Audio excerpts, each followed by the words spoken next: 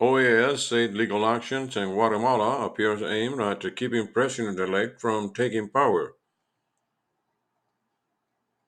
The head of the Organization of the American State Election Observation Mission said Friday that the action taken by the Guatemalan justice system against the seat movement's party of President-elect Bernardo Arevalo appeared to be aimed at preventing him from taking power.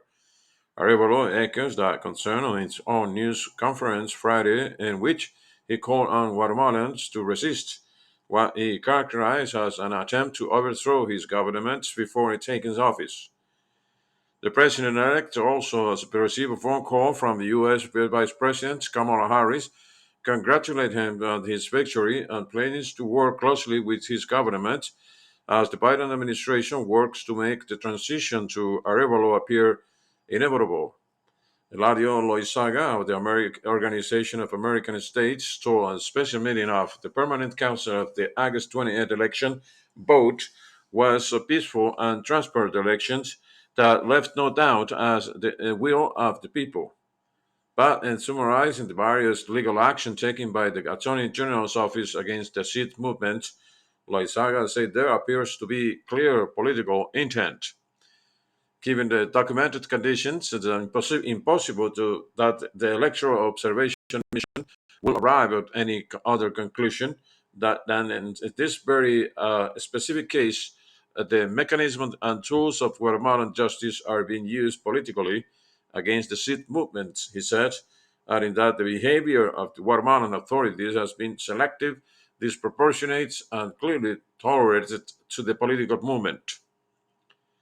Loizaga said that preventing Arevalo from taking power in January would break the constitutional order and go against the will of the people.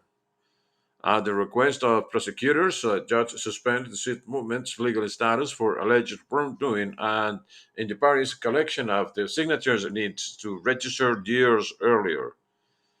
This week, Guatemala's Congress declared the seat movement seven lawmakers, one of whom is Arevalo, independent, which barred them from holding leadership positions.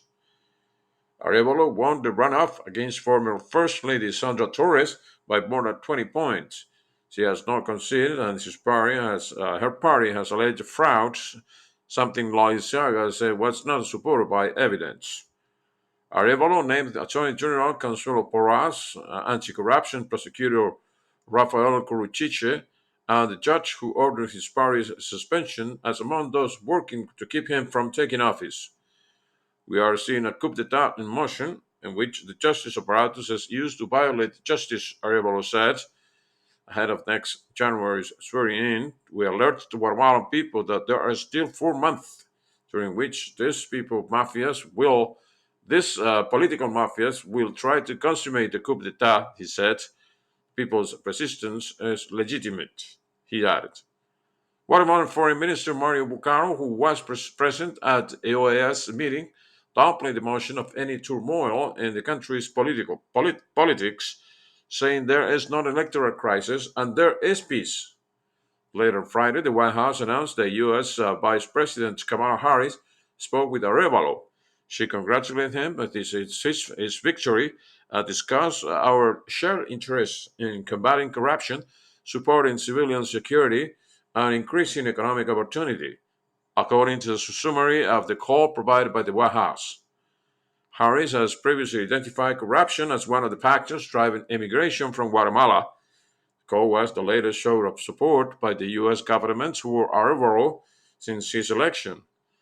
The Biden administration has been in odds with the government of ongoing Guatemala President Alejandro Giammattei in recent years, sanctioning his attorney general as an undemocratic actor and criticizing the deterioration of the country's democratic institution, while even while trying to enlist its help in controlling immigration flows.